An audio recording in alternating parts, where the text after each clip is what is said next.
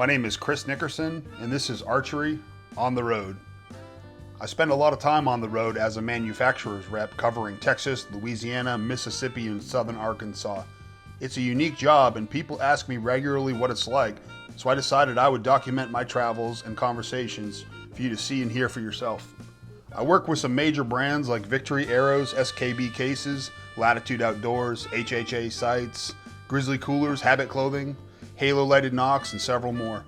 In this series, you'll join me in sit-down conversations with shop owners and staff from businesses of all sizes and backgrounds to hear their stories. Enjoy.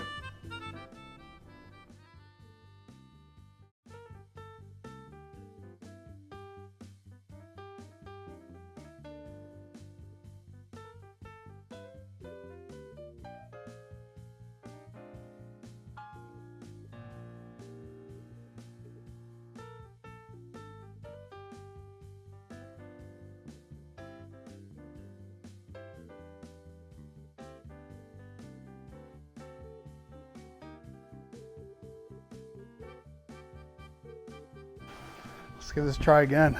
Round 2 fight. I say again because obviously people watching aren't going to be able to tell, but we just spent, 2 hours? It had to be 2 hours. Yes, probably. Filming and could not see the screen on the phone. And my phone is what we're using to record with, and the iCloud storage, or the whole phone storage got full, and it recorded 5 minutes and 35 seconds of a 2-hour conversation. Dude, I was pumped. I thought we nailed it. I was like, we hit it out of the park. That was great. Great. I had a great Went time. to review the footage, and 5 minutes and 34 seconds. And I was like, man, this is about par for the course today. Yeah. Might as well talk about my backstory today. I mean, it's kind of good. funny. I'm supposed to be here. It's 4 hour and 15-minute drive for me to come from my house. I live an hour and 30 minutes east of Austin, and we're in Van Alstyne. I always want to say Alstyne. Yeah. I don't want to I'm get the sure name. you're probably I don't want to fine. get the Yeah. name wrong. I know how Texans are about their names. So No. Van Alstyne, 4 hours 15 minutes. I left at 5 o'clock this morning, on the dot. Was trying to be here for 9. Got an hour away from home. Pulled into the gas station to fuel up. My debit card would not work. I only carry one debit card with me. Wouldn't work. I could not get it to work. Went to ATM after ATM. It kept giving me these weird code errors. And long story short, it was a bank issue. Had to drive all the way home, wait for the bank to open. I got here at noon time instead of 9. It's been awesome. Then we record and nothing. So, all right, we're good. We're good and warmed up now. Yeah, so warmed up. dude, let's get right into it. Let's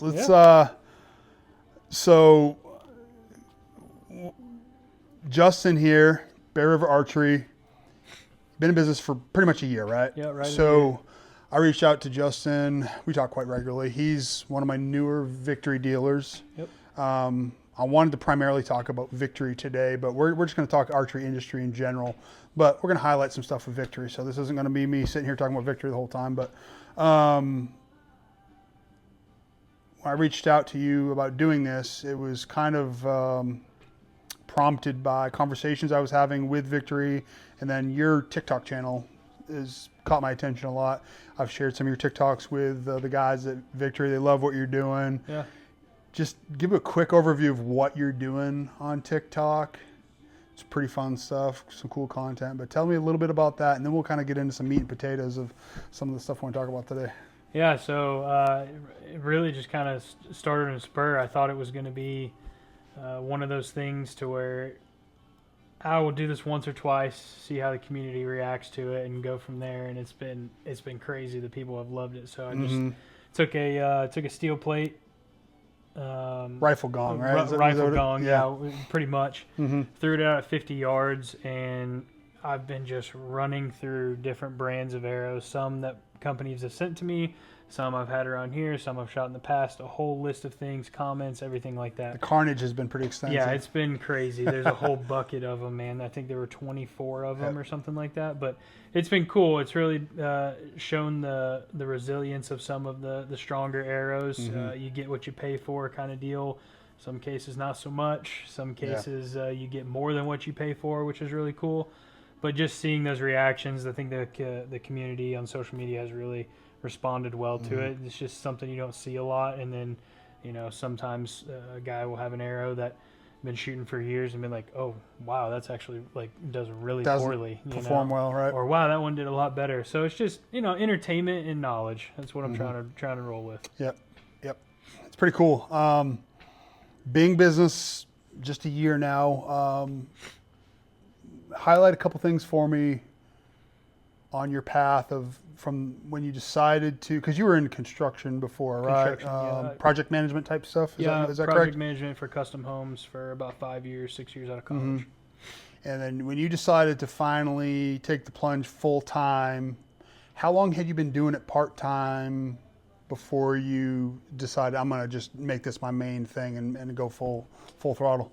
Man, I've been pretty much doing my own stuff since I got into archery. I'm one of those people that likes to tinker. Yep. Yeah, I picked something up, fell in love with it, and I was like, okay, now I need to know every facet of this that has ever existed, which is a blessing and a curse. Sure. So I've been doing that because you can, now you have to. Yeah, exactly. For a long time, and then started doing some buddies and some people locally, and I was just like, man, if I'm going to do this, let's just do it. So, been in the archery social media space for a few years, running and gunning and doing that, and been loving it.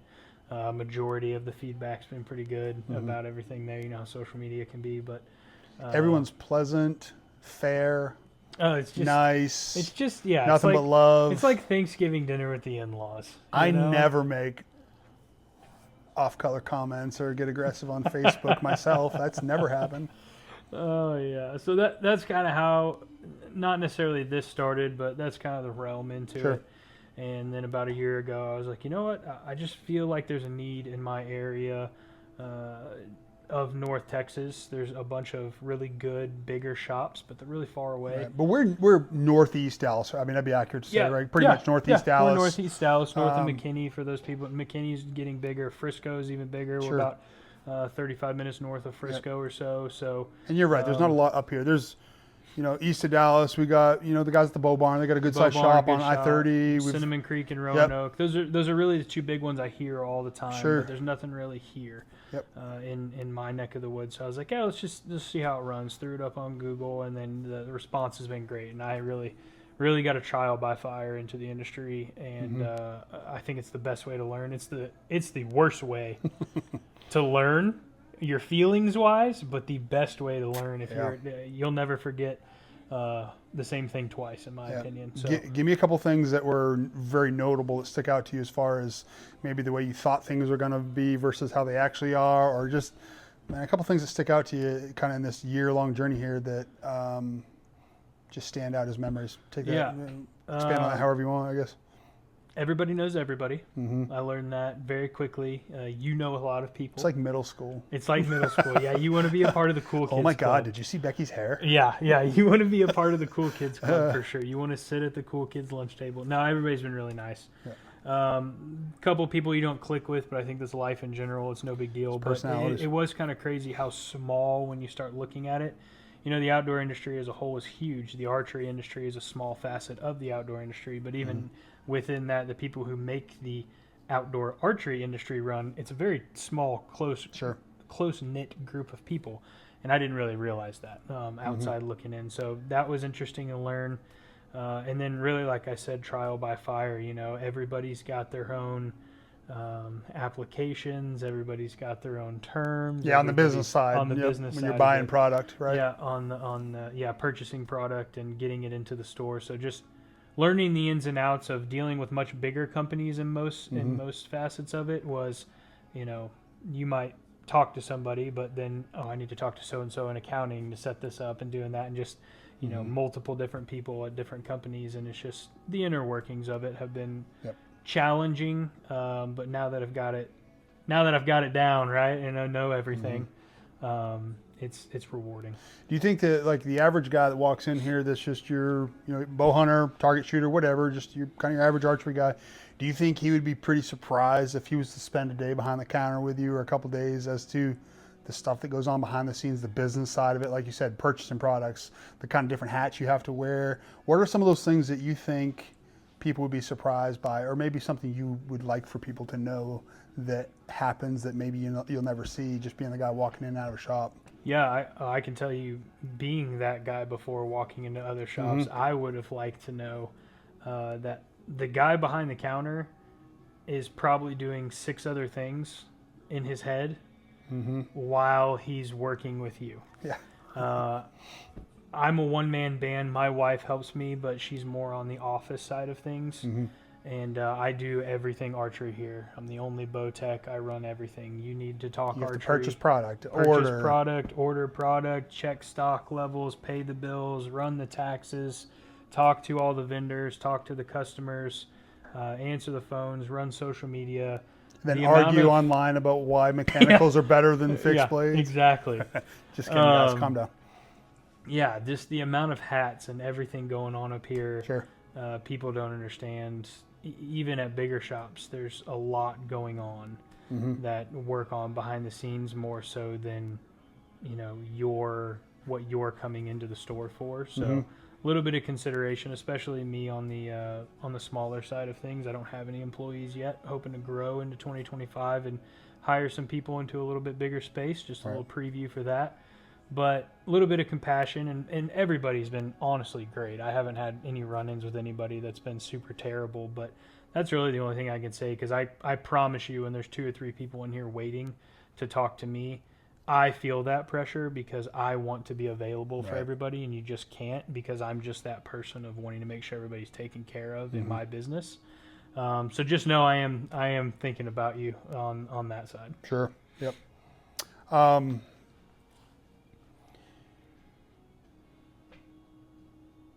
I was going to just throw a little teaser in there at the end here when we're done talking. I'm going to talk about some of the products we got coming out just on the Victory side of thing. But what was your first introduction to Victory specifically when it first came on your personal radar? I'm assuming that was before you were in business. Yes. I think you had mentioned that you were shooting some Victory before you actually decided to start your business. But run me through quickly how you came to hear about Victory, know about Victory, and then kind of follow up with why you stuck it out and then decided to use that as your primary brand here. Yeah, so I had a friend that I hunt with, and he's used Victory since before I've used Victory, and he always swore by him and everything. And I was that stubborn kid that knew everything and didn't want to listen. And then finally all my arrows ran out and broke them and stuff. And I was like, fine, I'll give these rib TKOs a shot. That was 3-ish years ago, somewhere in the ballpark. And never looked back. I'm running the VAPs this year, ran the rips for 2 or 3 years. Super impressed with the quality, the way they spin, the component system. I've just never had a real complaint about them. They work for everything.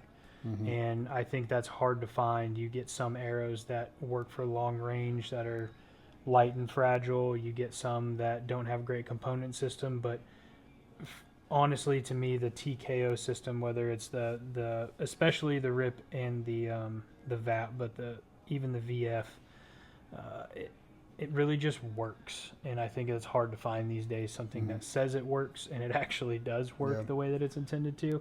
So coming into the store, there's always brands that you're like, oh, I got my eye on, wanting to get, this company in the store, this company because they're popular or because they work. Victory was always on the radar about wanting to get into the store. One, because they're popular. People love shooting Victory product, especially the TKO line, even the lesser lines, or the non-TKO lines, I should say. And then 2, because it just works. And I have that power owning my own store. I don't work for somebody to where, while I can put whoever I want in the store, and I want companies to want their products in my shop as a retail, I also have the power to say, I don't want you in here. And I want to put out quality stuff to my customer, even if I'm not the one manufacturing. I'm not going to promote a company or sell a company that I think is garbage, because then at the end of the day, that's my problem to deal with, not the company's problem, which is an interesting facet I've also learned. So Victory was a no-brainer. I don't ever get any complaints unless I've done something wrong in the build process, which I'm human. I've never had a problem. Yeah. Tell me, social media. We've got kind of two camps when it comes to social media. You got kind of the old dogs that are they've been around since the 90s. I'm in that club. I'm getting old. Don't look too close. I got some white going on here. Yeah, it looks good. So I think I told you earlier, I shot my first deer with a bow. I think it was 1992, 91, 92, something like that. I've got dealers that I deal with right now that they're of that old school pro shop kind of mindset. And some of them are very, very successful. But I personally think they're missing out on opportunity of this transition we've got going on. We've talked a lot about TAC and stuff like that. And Total Archery Challenge has really, I think, changed the industry to some degree, bringing out people shooting more long range, really stretching the skill set. And there's a new generation of archers coming in that are very technology based. They could come in here never shooting before and probably within a month or two be shooting at some 80, 90, 100 yards and having a lot of fun. Sure. That was unheard of back in the day. Oh, yeah. And those two camps kind of butt heads right now. You got the younger guys. I put you in that category. You're what, 31, 30, yeah. 31? You're of the younger crowd, in the eyes of that older crowd. And I see a resistance from some of those older shops wanting to promote their stuff on social media and be a little bit more technology based, and they're kind of resistant to some of the newer stuff that's coming up. And I think that's a mistake, because you have to be able to adapt in this industry or any industry, and if you don't, you're going to fall off. But what's your personal opinion about how important you think social media has been for you, but not only for you, but just the industry in general? And I will say there's an argument to be made that social media has had a detrimental effect, and we could go on about that probably all day. 100%. But as it relates to your business and just what you see going on out there in the marketplace, how important or what role do you think that plays? There's been a lot of times where guys or girls will walk in the shop and I'll ask, hey, how'd you hear about us or whatever, mid bow tune or whatever. I'm like, oh, I saw you on TikTok. Grows business. The tangibles of just straight coming in from TikTok. Didn't know that there was a shop in. You got people Alstyne. walking in your door, literally walking in your door, all the time, because they said they found you on TikTok. All the time. Okay. So social media has been huge. Now, sure, it's not all of them, but especially growing a new business, social media is so imperative these days. It's an adapt or die situation. All businesses end, and if you can't adapt to, as good or bad as you think social media is, if you can't adapt to the fact that social media is the way that majority, if not all Americans these days get their lower level news and entertainment, then you're just wrong, because that's the truth of the fact, the truth of the matter, whether you like it or not. And I think if you're not adapting to that social media aspect of it, it's going to be really hard for you to not succeed. I think you can do it, but I think it's going to take a much longer time, and your road's going to be very hard. I think there's a common ground there, though. I think if you're one of those older shops, myself not included, I've only been in business for a year, but my thing kind of started social media into a business where most businesses are either established and now they're transitioning the opposite. into social they were media. there and now they're now they're here. I think some of those shops could possibly be looking at it the wrong way. They grew their business from the ground up, blood, sweat, and tears. Not to say that I haven't, but it was different. And they're kind of clinging to the roots of what got them there, and I get clinging to the roots of what got them there at the same time. But man, use it as a tool to your disposal. Don't look at it as something coming in and be like, oh, I'm not changing my ways to wanting to do it, or this newfangled, all the youth and everything like that. Use it as an advantage and use it as a tool to grow your business even further. Step on all those other people that are just growing. You already have the foundation and the base of an awesome business that I'm trying to grow. You already have a leg up on me. Go into the social media space and grow even farther. Don't let me catch up to you. I can also understand too why it's a frustration of theirs, because I do fall by my age. I'm about to turn 46. I'm definitely favoring that older camp, and I do different projects like this where it's like I dip my toe in the water of social media land, and I'll build a couple videos, and I realize, I'm like, man, this is so exhausting. It's like, a lot of work. It's like, it's not worth it. It's a lot of work. So I get that side of it too. It is a time suck, Yep. But like it or not, I think it's just how the world is. And I would also argue that it's just like anything else. It's going to be a huge time suck and a lot of time behind the scenes to get to where it needs to be lucrative, which is no different than growing a business. You're going to spend a lot of time. I've spent the last 3 years building multiple social media platforms, and it's just now starting to pay off where it's growing. People are starting to notice. Nobody asked me about the first 3 years of pain in the ass. And I think that anything, that's good is worth working for, and you're just going to have to deal with it. Yep. So don't expect to throw a Facebook page or an Instagram page up there because you have a successful business and be successful. And I think I've seen that happen. It's quite possible that a lot of those companies do that, a big company like that, and they're just not on the social media space because they tried. Well, that's a whole nother business that you're having to run. So it's a lot of work. I'm not going to lie to you. And I'm not perfect at it by any stretch of the imagination. I just try my best, and I'm just me, man. Sure. Yeah. I'm going to throw a couple rapid fire questions at you. Are these yes, no, or? Yeah, let's make it.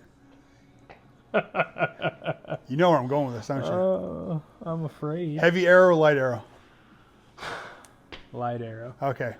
What's light and what's heavy? And your give me one number for each. What's in grains? Yeah. So give me a grain on the light side. X and under is light. What's the cutoff? Man, I think you have to encompass a lot of different draw lengths and stuff. Oh, you can only give me one number. I'm gonna go 450 and below is light. Okay. I mean, yep. Okay. What's heavy? Over what number would you say is heavy? Like we're like, man, that's heavy. Gosh, you kind of go, 525. Man, I think that's pretty low. I think that's heavy. Yeah, I don't completely disagree with you. I mean, you're heavier, but for me, if a guy says I'm shooting 610, I go, oof. I mean, or yeah, up. 610 is the opposite spectrum. I think like, honestly, yeah, I guess anything like 570 and every up. arrow I've ever held in my hands. I'm going, man, that's rough. Every arrow I've ever held in my hands that's 550. I'm like, I know. much. I've done it too. I've been curls. there. We're gonna have to shut the comments off here. I I don't see care. it coming. All right. Let it happen. Bring the hate. Let it I roll, don't care. man. No, Yeah. 450 and below. There's your butter zone. I'm shooting a rip TKO right now. I'm 30.5-inch draw, 73 pounds, shooting right at 299, 300. My arrow's weighing 438. I got that bad boy trimmed back within a hair's distance of my blade on my rest, so It's perfect. it's Man. short. It's perfect. Mechanical or fixed blade? I can only choose one. Yeah. Excluding shooting moose and Cape Buffalo, all the obvious ones that you would definitely go fixed blade on. Oh man. Normal stuff we're gonna hunt in the U.S. I really sit in both camps for different animals, but if you made me pick one, I'm going expandable. Yeah, same. Yeah. I will stuff With that. that being said, I'm shooting a fixed blade at elk this year. So. Yeah, which one are you shooting? The VPA Omega, Yeah. the new VPA. Guys at VPA are awesome dudes. I like those guys. Yeah, the single bow. I opted not for the 4-blade. I'm just going to run with the 2-blade, but I wanted something fixed because the area we're hunting has the opportunity to possibly give us some longer shots in that 60 to 80 range, and I didn't want to drop off with an expandable. I wanted to erase it from my mind, but, dude, I mean, I'm running the G5 Mega Meat for everything else. I'm shooting dead meats. I'm resisting the Mega Meat. I do think there's something to that longer blade. You know, they do bend more, and I don't think they fly quite as well. Yeah, just that's physics. fair. But I shoot that dead meat. I've shot a bunch of animals with that, and that thing just murders everything. At the end of the day, shot placement's king, yeah, baby. of course. Absolutely. Yeah. But if you made me pick one, I guess I'm going expandable. Yeah. The that fixed debate's blade's never local, going to end. so It's going I to don't be care. it's going to be eternal. It doesn't matter. Yeah. Yeah. I always tell my customers, shoot what you have confidence in. Yeah. And yeah. I stand I stand behind that. Yep. Shot placement and shoot what you're comfortable Thing with. I can't get behind, man, and I don't care who hates me for saying this, but I cannot get behind this running super heavy arrows with a single blade, and their mindset is, I'm in case I hit heavy bone. I'm like, that 2% shot. It's like, I know there's exceptions to everything, and there's outliers and all that, but you take an elk and you show me a guy that shoots through the heaviest part of the leg bone, the actual bone, cracks that, gets all the way through and gets both lungs out of that, I'm like, that's about a 0.05% chance of actually happening. You hit something that hard, that big. I'm not saying it can't be done, so calm the comments down, fellas. Yeah.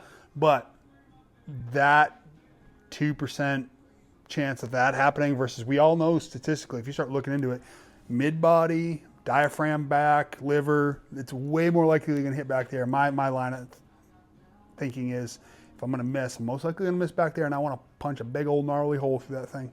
Yeah, I know. So, with you can't prepare for the what if. Yeah, but Live your life that argument's never going to end. Yeah. Get all up in people's feelings on that one. No, it's all good. It is what it is. I will fight you. People have opinions for a reason, man. And if you really wanted to make it through the heaviest bone on the body, you got to be testing on hips. If you're shooting at hips, you're doing it wrong. Hey, you ever watch that show? I don't know what it's called. It's maybe Alone, the survival show where they put the people out. Yeah, Alone. Is it I Alone? love that show. The dude that was on Rogan, I forget his name. I follow him on Instagram too. He's got a great Instagram I didn't know they page was too. on Rogan with that. The dude that was on Rogan that won that when I forget where they were in a cold climate. It might have been like Alaska or I feel somewhere. like they're all cold. He shot the muskox with the recurve he brought with him, and he hit it way back in the hip. Yeah. But he hit the artery back there and it bled out and died really quickly. But Yes. that's what made me, when you said that, I thought of that. Yeah. If you shoot it right in the ass cheek. Yeah, if you're shooting hip bones, then you got a different problem, man. All I gotta say is, if you can't hit the broadside of a barn, or if you can't put arrows into a freaking dinner plate at 20 yards, I don't care what arrow, what setup you're shooting, you're screwed. Oh gosh, these debates. Go practice, and then we can have the arrow debate. Yeah, it's pretty scary how many people do not know anything about the actual tuning process of their equipment, and they just, or at least take it somewhere, right? Yeah. I mean, I don't know everything there is to know about my truck. I don't go tune my truck and everything like that. I'm not a man. I don't know, call me what you want, but somebody does, and at least I have the responsibility to take it. Yeah. And I think that's huge. And you might not know every little thing about how your bow works, but when you pull it back and you want it to work correctly, then take it somewhere so that it does that, You just made me, I don't know what you said that just sparked this thought in my mind, but. Well, I'm not a man. He did say that. I wasn't sure he actually said that. I was thinking, did he just say I'm not a man? And I was like, no, I'm not going to bring that up because maybe I heard him wrong. Since you just confirmed it. Where's your wife at? Yeah, right? Yeah. I have children. I'm a man. I am a man. Did I tell you I'm a man? Yeah, right. I have a theory. Tell me what you think about this. So I've been in hundreds of shops with what I do for work. There's certain areas I will go, and I'll go where there's two shops that are kind of competing shops, and you know it. You hear it. Sure. I've walked into shop A, then shop B. I walk into shop A, and they're like, "Oh, you been down to shop B?" And I'm like, "Oh no," and I try to avoid that conversation. It's like I'm a neutral party. I don't want to get into that. And they'll say, "Oh, so and so brought a bow in from shop B, and he bought a brand new bow. He brought it in here. Man, you wouldn't believe how messed up that thing was. The peep was here, the rest was way outside. Yada yada yada, right?" And I'm like, "Oh, that's crazy." And then I go down to shop B. Guess what they have to say? Same exact thing about shop A. And I've come to this theory. I think happens a lot of times. Tell me what you think. I think a lot of times people will buy a bow at shop A, they bring it home and they watch too many YouTube videos and they go adjust, bing, bing, bing. Next thing you know, that thing won't hit the broadside of the barn. They bring it to shop B because they're too embarrassed to bring it back to shop A and let them know, because they'll know that he jacked with a bunch of stuff. Sure. And they're like, "Where'd you buy that bow?" "Oh, down at shop A." And they go, "Holy crap, man, they really..." And he goes, "Yeah, I don't know, it's just how I got it." I mean, you might not be wrong. I think that's what's going on a lot of times. I really do, man. You. I think you might be right at buying a bear bow. Because if they bought that bow down at shop A and there's a problem, why wouldn't they bring it back? Yeah.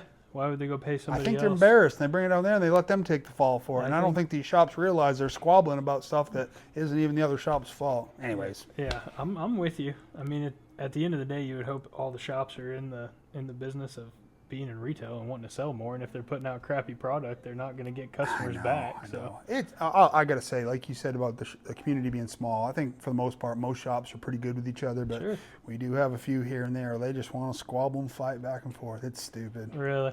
Yeah. Yeah, that's what makes Well, America there's great. no though, ego right? in this sport and business. No, there's no ego in the outdoor industry. Not at My all. rack's bigger than yours. Yep. Yep. What do you got for some goals coming up? I know you've talked a little bit about some stuff. You've kind of thrown some teasers out with things you got going on in the world. But what are kind of your plans next year or two? And the big thing that really trying to strive and push for is a permanent brick and mortar location here in Van Alstyne, or at least in the surrounding areas. This area is very lucrative to this business, and I think it's needed. Dallas, Grayson, and Collin counties, which is all the counties around us, are bow only. No rifles can be hunted with anywhere around here, so it just makes sense. Sure. So business-wise, really just, I mean, this place has been great. It's just already outgrown it after a year. That's how fast it's been moving, so it's been great. So looking for some land opportunity to get a bigger retail space, hire some people, bring some jobs to the area, help a small town grow, hopefully get an indoor range. Texas is hot, you know what I mean? You ain't lying, dude. Yeah, I'm getting ready for elk, mule deer and elk hunts I've got coming up, and I spent some time outside this past weekend, and Yeah. good grief. Yeah. So hopefully doing that, growing on the business side of things, typical business growth is just happening a lot faster than I thought it was, which is a fantastic thing. But yeah, doing that, that's kind of the goal there. And then on the personal side, man, I got a little girl who's 2. My wife is pregnant. We're going to have another kid in March. Oh, she's pregnant right now? Yeah. Nice. So- I did not know that, man. Yeah, Congrats. so, you are a man. Yeah, I am. Yeah. Yeah. I was As getting of nervous for a minute. 10 weeks ago, it was confirmed I am a man, right? So You can't see it because it's off camera. We got a little refrigerator over here. As he was saying this, I'm starting to doubt your manliness. I'm looking. I'm like, where are all like the seltzer drinks? And yeah, we got some. What are those? I don't even know. White what the names- Claws? Yeah, White Claws and stuff in there. No, you it's just ruined your chance at a White Claw sponsorship. darn. Shucks. Not one of those people. Yeah. But yeah, so got another kid on the way, man. A lot of Awesome. cool stuff, life stuff happening, and just trying to grow myself on social media. Some just be entertaining, be fun, be a source of light in somebody's life, and just hopefully somebody watches something I put out, they have a good day, they got a question about archery.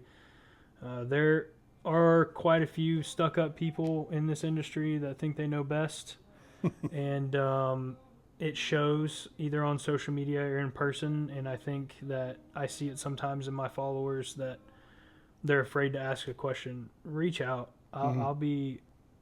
My advice is free. You know, I want to see the sport grow. It's a dwindling art, especially within youth. So just trying to bring that side on social media. Have a little fun, man. I touched on it a little bit earlier, but I do see a new group of young bow hunters and archers coming up.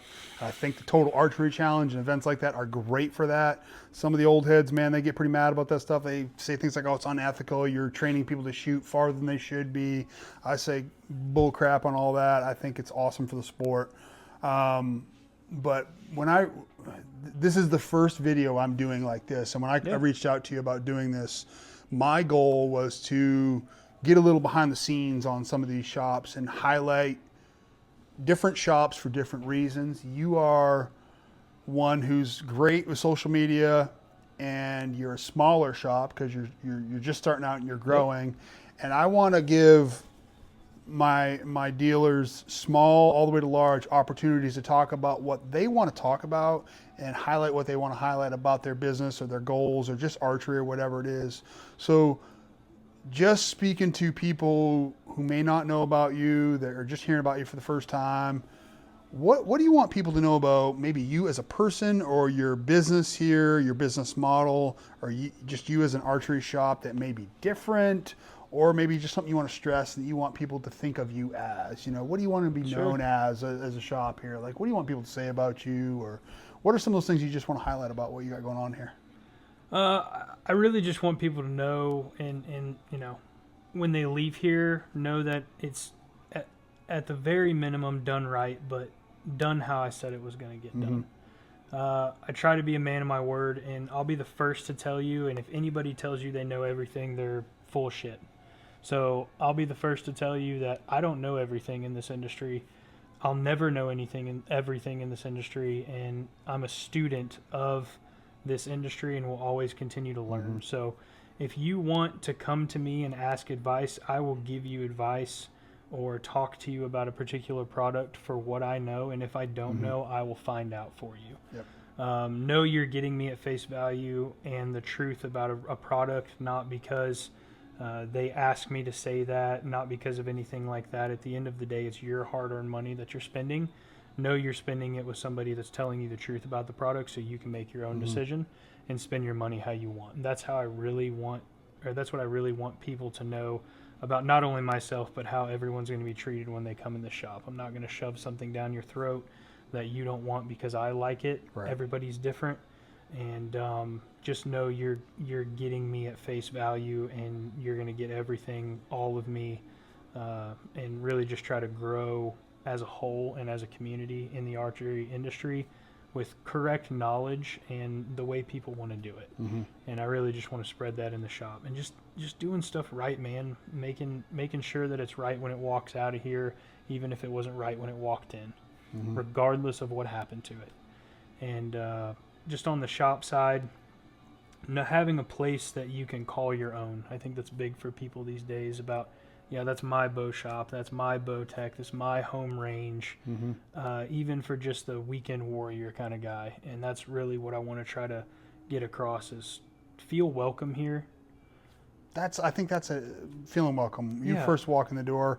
I have some large shops that I'm always going to defend them because I know these people personally. I know they don't have any intention of not making someone feel welcome. But when you do get to a certain size and you're super, super, super busy like these shops are, you are going to give up a little bit of that homey personal feel. It's like living in a 2,000 square foot house versus a 25,000 square foot house. It's not going to feel homey. Yeah. You know, I think it's kind of the same thing. So I will always try to keep that. And I know you'll probably lose a little bit in translation whenever you grow. you But can't avoid it. Yeah. We've all been there walking around any retail store, regardless of the industry, not having a single clue about the difference in a particular product versus the next, and buying one because of the packaging or one because you heard your buddy talk about it, or buying both and realizing they're both crap. Right. I will always strive for somebody, if they're walking around the store one day, or even now, and they've got a question about it, to throw in the information that I know to help you make an informed decision, so you're not blind going into it. I think that's super important to keep. When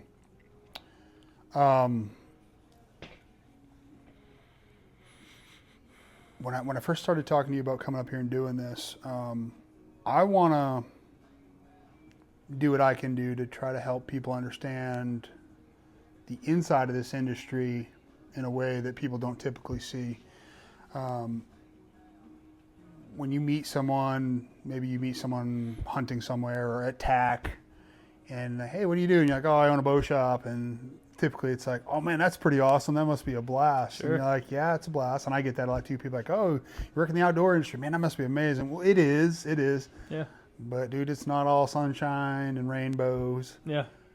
You're busy as can be in the exact time of year that you'd love to be out bow hunting. Yep. And you're chained to that bench fixing everybody else's stuff. Yep.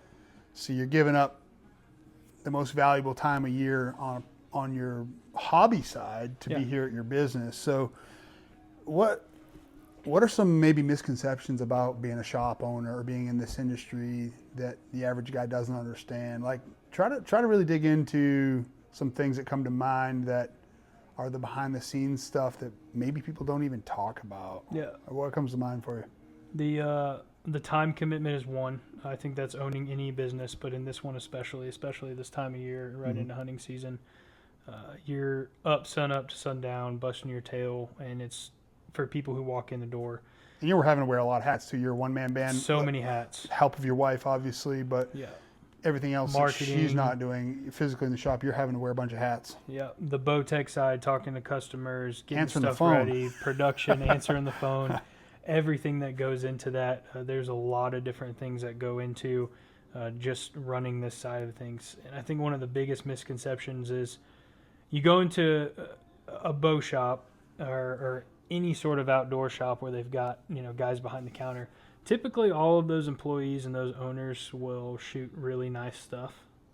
the misconception is that, oh, you work for a bow shop and you outdoor, you get to hunt all the time, you get the nicest stuff. It's all free. I own everything in this store. Yeah. I've paid for everything in this store out of my own pocket in growing the store. Everything that's on both of those bows that are on the wall, I paid for. That's a big misconception just because you see a guy shooting I think you a get free fully everything. decked out lift because it's the newest thing on the market. You're like, oh, man, that must be kind of nice. Yeah, it costs $1,200 just like it cost you. You know, there's no difference. I think that's the biggest kind of, when people walk in here, they expect the shop owners and the employees to shoot nice stuff, but what they don't realize is I paid for it just like you did. Right. So that's kind of the main thing that I see. Well, what do you shoot? Because they know that you shoot nice stuff. And I'll give them my opinion, but know that I still paid for it like you're about to. Right. You know what No, I mean? I agree with that. Yep. Back to social media stuff. What are your thoughts on influencers? We've talked just in normal conversations between you and I on the phone about different things here and there. We've seen a few people recently switch from brand A to brand B. It's pretty obvious that we all know there's financial incentives with some of these big names. There's some big name guys out there that do some phenomenal things in the hunting and archery world, but we know that they're paid deals. What's your personal thoughts on what kind of impact that's having on the community? Do you think that a guy goes and sees Cam Haynes or John Dudley shooting product A, B, and C? Do you think that has a massive influence on how people walking in the door are asking about products? Do you think it's really that influential, or just kind of what's your general thoughts about that kind of stuff? I would have to say yes. Yeah. I think there's a lot of people that come in here that want to shoot an 80-pound Hoyt with a Easton arrow and AAE wraps and everything like that because Cameron Haynes does. With a wise guy and the whole enchilada, you know. I think people with that kind of influential pool definitely bring in people who follow that, and that's their role, right? That's what they do, so they should do that. What I think people often forget, and I'm not saying that the companies that those people promote are bad. They're all great companies. But the company is paying for that person for marketing purposes. They are not paying for that person because they want everybody to believe that they have the best product, and whatever Cameron Haynes shoots and whatever John Dudley shoots is the Bible, and it's done. The companies that they shoot for or the products they promote, those companies, under their bottom line in the books, John Dudley is under marketing. It's not a business partner. It's not anything. And I think that's what most people don't understand is when somebody gets sponsored by a big company, it's the company going to that person, and it's under a, hey, how do we grow our company? They're trying to move the needle on sales. They're trying to move the needle on sales, and they're under a marketing cloche. It's not because that John Dudley, well, maybe with John Dudley, he's big enough, but some of the other influencer guys go to the company and be like, hey, guys, I love what you're doing over at Victory. Will you give me everything you got? That's not really how that works. I think it's just kind of a misconception that some people have, not all people, that it's really the company driving that for influencers, using their platform to boost their sales and their company numbers. Not that they're bad products, but that is the driving force behind it, and just understand that. I've heard it's mostly older guys that they kind of rave about it. But, I mean, I personally don't think that it's having a massive negative effect, but I do think there is a small subset of people that follow whatever that person is, and they follow that person to the T, and you cannot talk sense into them anything otherwise. They've got it top to bottom. Yep. You know, and I think like it's a you said, small they're percentage of people. Yeah, and they are good products. So it's like if you can shoot all the products that, if you were just to clone everything Cam Haynes shoots, I mean, you're not going to have any problems. And I think at the end of the day, not what point I'm trying to make at all, but if you're following those type of people who have a big following that are genuine in the archery industry, regardless of who wrote the biggest check, they're not going to take that biggest check and drag their name through the mud to shoot or use a product that's complete garbage. So if you are that guy that has to do everything Cameron Haynes or everything Levi Morgan, none of those products are terrible. No, not at all. But just know there's a check attached to it. Yeah, for sure. Yep. Yeah, it's just I'm not that big yet, so I don't. we'll see. Maybe one day. I don't think this video is going to really. Are you familiar with Kill Tony, the Dude, comedian, the comedy show? We're gonna laugh if this is the one that puts it on. Yeah, maybe. Yeah. I watch a lot of stand-up comedy, and Kill Tony is a show that I've heard. Dude, that guy has a influence over comedy that's unbelievable. So you get a comedian on there, and if they're good, they just can literally have a career overnight. I don't think this platform is going to do that for anybody. You're not Joe Rogan? No, definitely not. No.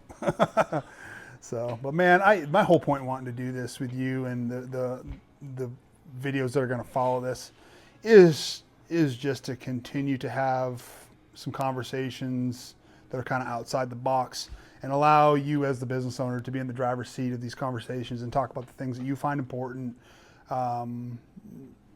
Just shed some light on some things that people aren't talking about. And I don't know how deep we can get into that, but I do think there is a space where, the average consumer sitting over there watching a video, they want to hear more of what goes on in here, the good, the bad, and the ugly. And it is easy to repeat some of the stuff that's been done a bajillion times, but I think we all have some pet peeves in this industry of things that kind of grind our gears a little bit. Yeah. I could go on and on about a bunch. Probably I shouldn't talk about some of them because there might be some name dropping that might be in some hot water. But I understand. Well, for example, I was driving up here today and I had a guy post a video today talking about arrows and just flat out blatantly lying about some stuff. And I'm just shaking my head going, oh my word, knowing that there's going to be some people that just gobbles that up. And they were talking about spine alignment on arrows. And I'm like, your arrows do not have spine alignment on them. Like, what are you talking about? Like, we're the only one that has a spine alignment. Yeah. Built into the arrow, and yeah, we've got a little bit of criticism here and there about that. There's a really big name guy out there that has openly talked some smack online about that. He's just mad. That's all right. We've got something cool he doesn't. And people ask me all the time about that spine alignment. And my general answer to people when they say, how accurate is that spine aligned marking? I'm going to say it's not 100% all the time, but I'm going to tell you what, you grab any other arrow out of a bucket, what's your starting point? You don't have one. Yeah. I can confidently say, just because of the level of shooters that I have shooting for me on my pro staff program and other people that I know that are in the pro community that are far better shooters than me. I'm not talking about my own experience because I am not the greatest shooter. I shoot competitively, but I am not the bar, not even close. But I know guys that are excellent and they can shoot the difference between arrow A and arrow B. They're that guy. And I ask them honestly all the time, like, what's your experience been on the spine aligning? And they all tell me roughly the same answer. It's like, it's so close, I don't even bother with it anymore. Yep. They just run off the spine alignment marking and go with it because it's like, hey, you might get a dozen that, out of a dozen arrows, 9 out of 10 are perfect.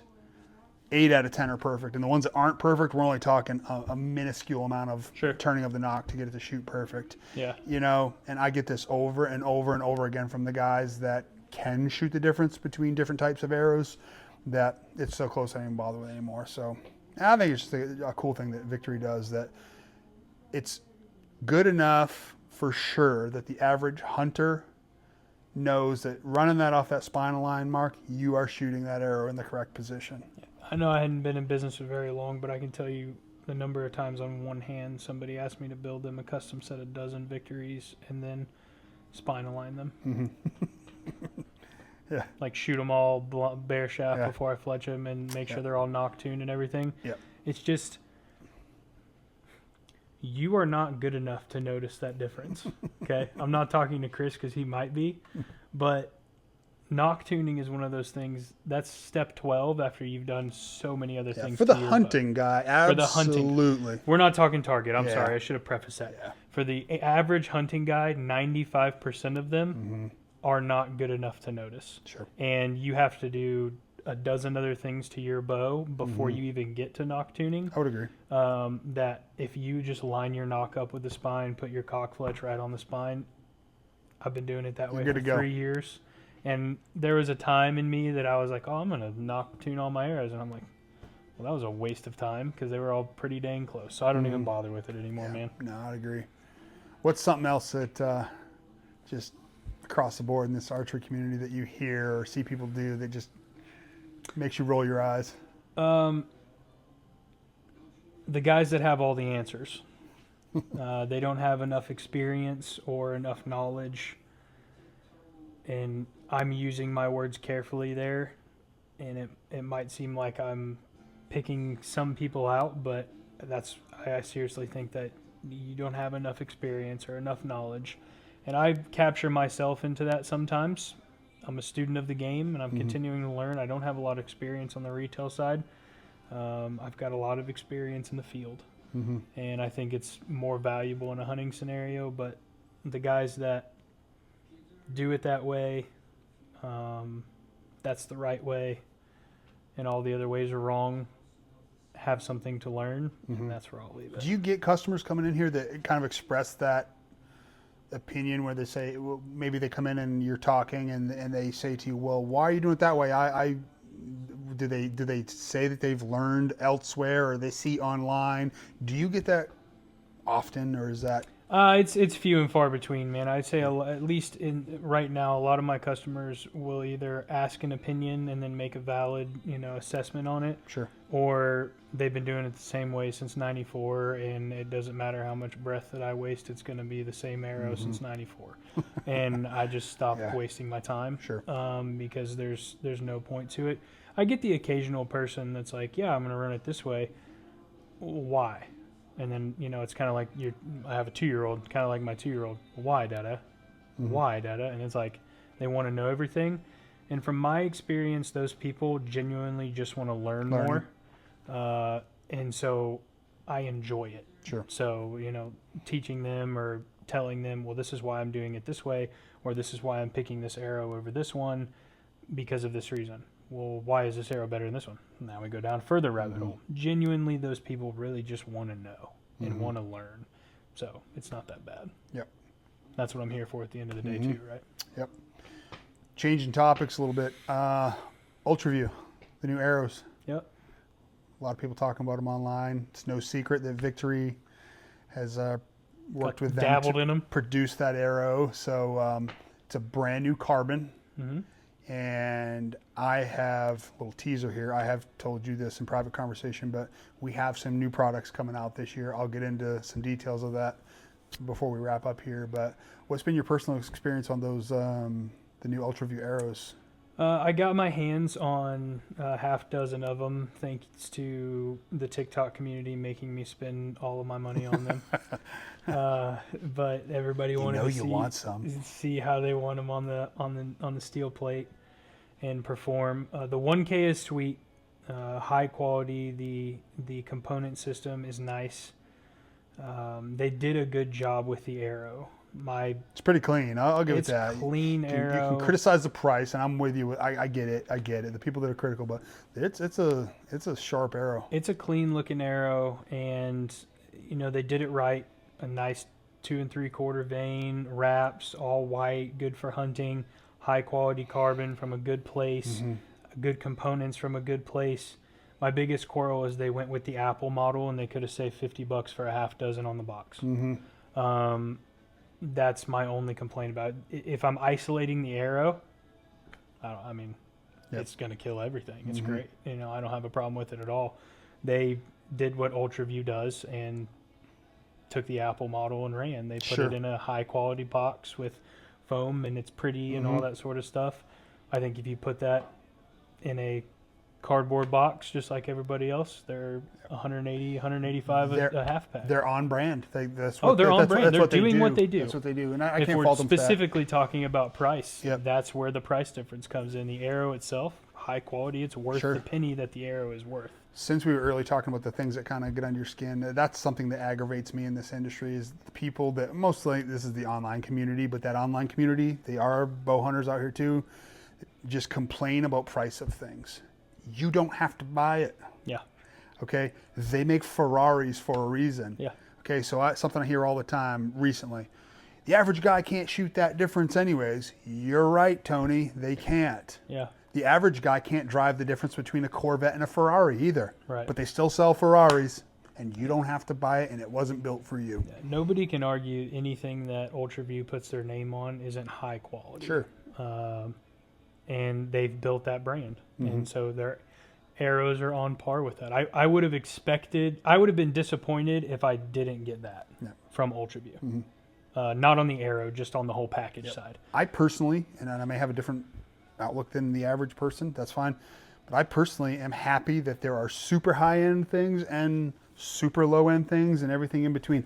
I struggle to understand the mindset of a person that gets mad. Like, you see them online right now, people getting mad. They're going to ruin the industry because now everything's going to go up. No, it's not. Yeah. The market always regulates itself. Yeah. If things get too crazy and out of whack, sales go down. Yeah. I promise you that company does not want to go out of business. Oh, no. And the other side of it, though, this is a piece that I can speak to from being more on the manufacturer side, you know, since I represent Victory and I work with them on that side. I see what it takes to get the product to you.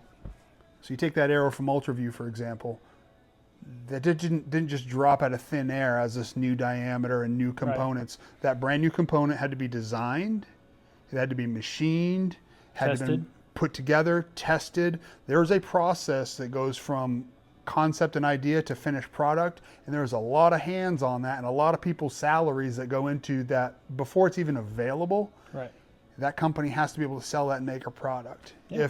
If a person has never seen what it takes to build a product from scratch and bring it to market and sell it and make a product, if they don't see how that works and they've never seen the numbers, then you just don't know what you're talking about. Yeah. You take the guys like, I'm sitting here looking at your broadhead wall in front of me, the guys from VPA, Jeff and those guys up there, they build products. Like they machine their own products.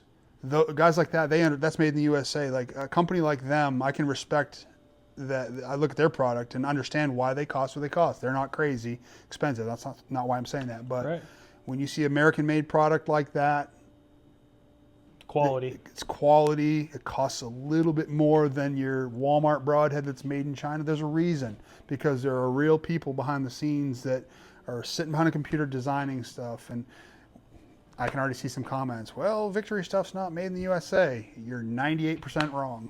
Yeah. You know, everybody that I work with, the design team, that's, you know, the testing, the marketing, they're all here in the U.S. Everyone's here in the U.S. The carbon fiber comes from here in the U.S., you know. Yeah, we have some plants overseas that finish product and whatnot, but it's all shipped. Like I live in the U.S., you know, I work for Victory, you know, so my credit card gets charged from California. Yeah, there's a lot of misconceptions with stuff like that. And, but there's, going back to my point about like UltraView, and I'm not defending UltraView for any particular reason other than I have an appreciation for how much work, time, effort, money it takes to develop that product. Sure. It's a brand new diameter, so there's tooling that's involved. That stuff's not free.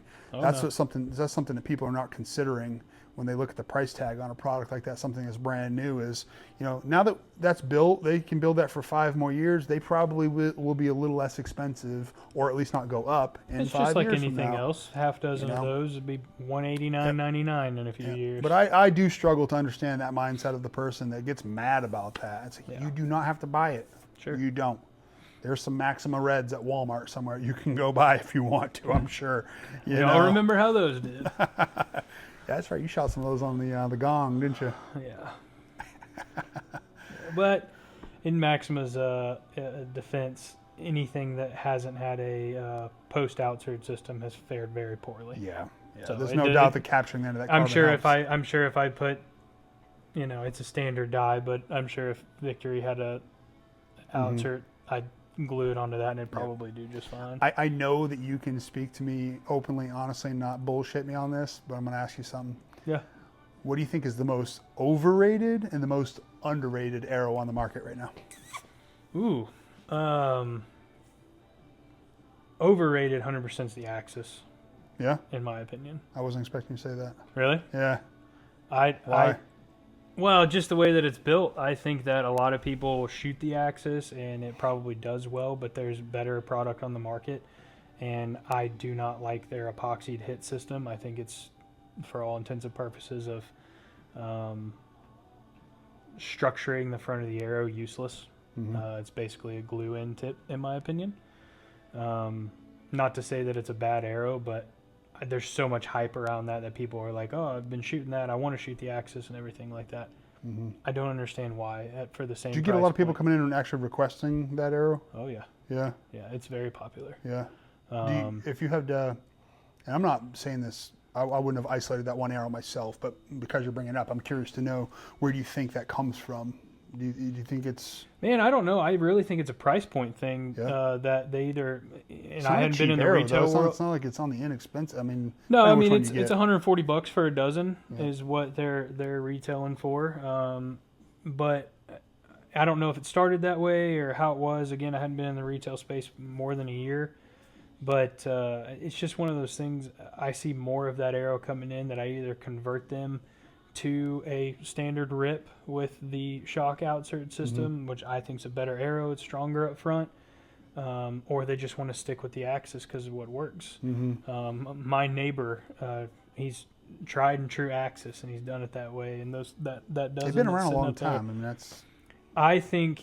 I'm not saying they're a bad arrow, but you asked me which ones shot them in the past. Were overrated. Sure. Those are overrated, in my opinion. I think they are $140. They're worth what they're worth, and they're a good mid-level arrow.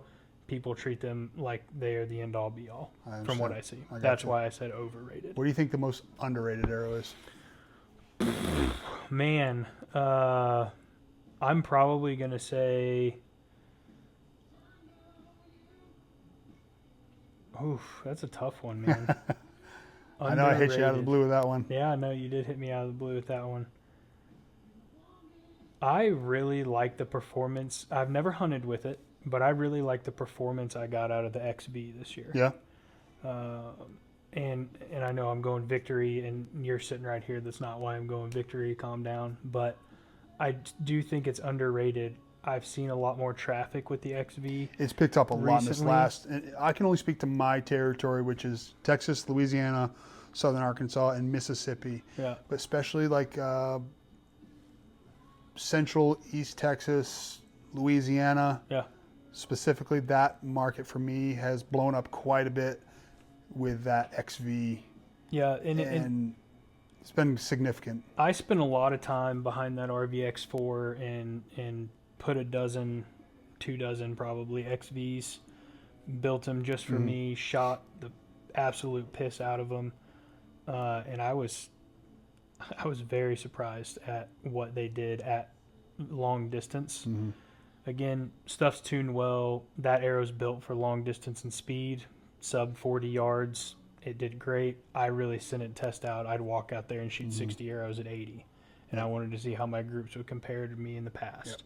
And a lot of that's the archer and the bow behind it, but I'm going to go underrated for the XV given the price point. Even the gamers in the XV, I can't remember off the top of my head what they're running, but you want a good long distance arrow that's going to be durable with an outsert system, underrated in my opinion. The criticism that XV gets the most, and it's warranted, is like, well, they break easy. Okay. Yeah. Easy compared to what? Yes. Compared to everything else Victory sells? Sure. It's obnoxiously light. It's very high modulus carbon. And when you get a high modulus carbon, it tends to get brittle. It's the only way you can get a really light arrow and still spine out properly. Yeah. And that arrow, it's more brittle or breaks easier than a RIP TKO.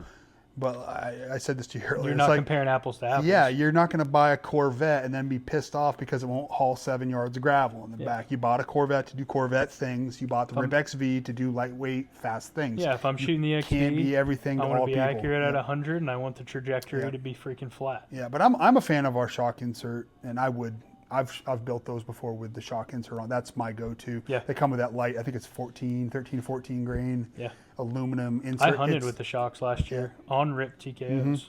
But that little standard component that comes with it, it's built to be light. It's not built to be super durable. It's built to do one thing. Yep. So that would be my thing. For the guys that hunt with them a lot, they either put that stainless steel 60 insert in it or that shock insert, and that toughens them up quite a bit. But I agree, man. I think that's a arrow. I wouldn't have picked it to be the one in my lineup that is most underrated, but I do agree with what you're saying. For me personally, in my lineup within Victory, I think our standard RIP which is just a Sure. 204 diameter. Well, that's why I paused for a while, because I was going back and forth. And Yeah, that's the one I would pick, just because I think that is the heavier GPI that puts, I think a 300 spine on that one is somewhere in like the 8.6-ish. Sure.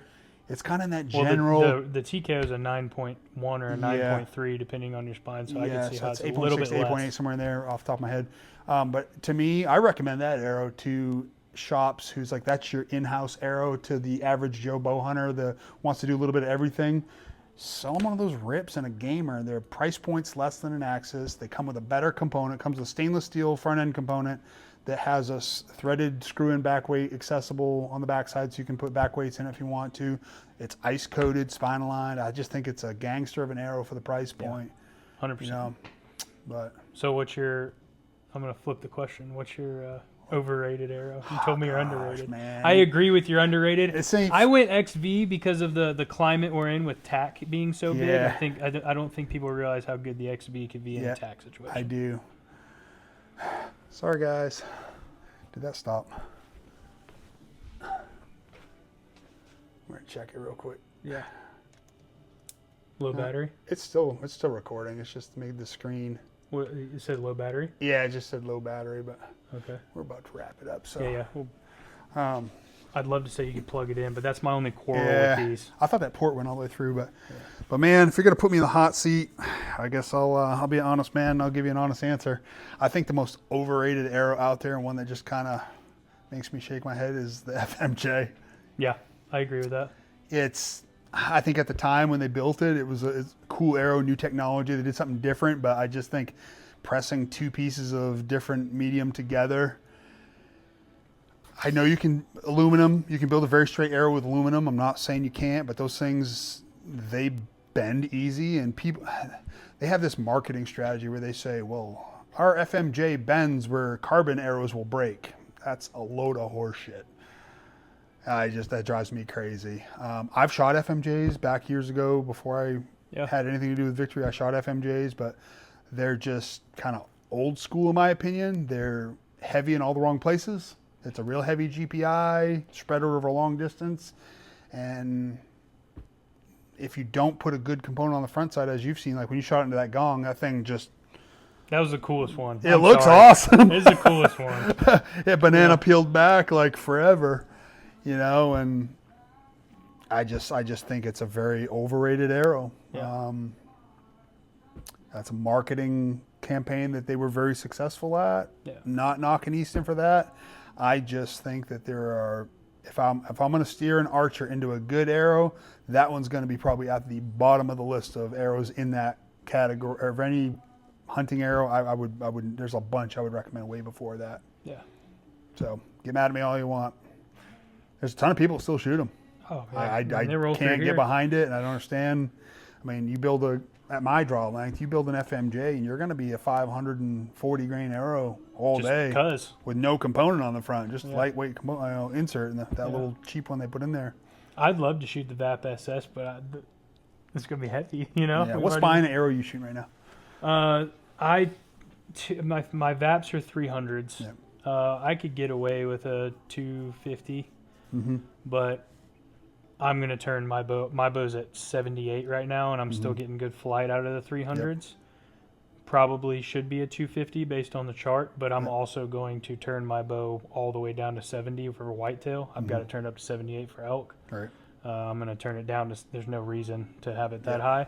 And I still wanted that same arrow to perform, so I just kind of built a butter arrow. You take a guy, especially here in Texas, get guys that shoot a lot of pigs. They tend to lean towards a little bit heavier arrow. If they want that, VAP SS and RIP SS all day long. That RIP SS is in the same wheelhouse as the FMJ. Yeah, same. Man, that thing is tough as a mule. I mean, you take a 28-inch draw length guy, standard component, RIP SS, you're going to be right at about 500 grains, give or take. You know, it's pretty easy to go over that if you want to. So if you're looking for one, that thing is tough as nails, man. Yeah. It's got the stainless steel mesh woven into the carbon in the base layer, and it gives it a lot of structural integrity, and it will not retain memory, though. You can bend that thing just like any carbon arrow. It'll come back to zero. It will not hold memory. No, that's good. So, Well, man, I alluded to it earlier, a little teaser about new stuff coming up, but we do have several new arrows coming out this year. If you want to know exactly what we're going to be releasing, we're going to be releasing a diameter arrow that, just kidding, I'm not telling you. It's not happening. I'm not happening. I will tell you this, though. I told you a little bit about it. One I can talk about. There's some others that I cannot.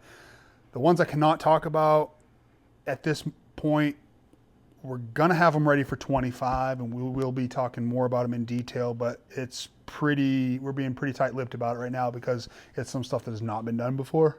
Tell me this. Are we going to get to see it at ATA? Likely, yes. I'm good with likely. Yeah, I think so. I'm not going to hammer you down. I think so. Don't let me down, fellas. Bring it to ATA. Yeah, I think so. One of them, 100% yes. The other two, yeah, I'm pretty sure of it. The one I can talk about, though, hunting arrow. It's going to be a 204 diameter. If you were to take a Rip XV, Rip TKO, you merge those two together, you're going to have a really light GPI arrow that's now in a woven carbon like the Rip TKO, but it's going to be the new 1K real tight durable weave. So you're going to have a much stronger version of the Rip XV. It is going to have its own standalone new name. We're still settling on a few names, but I don't want to say what I think it's going to be just yet in case they pull the rug out from underneath me on that one. But I'll have that one available pretty soon. As soon as that gets in my hands, I'm going to be up here and we're going to be shooting it at the Gong.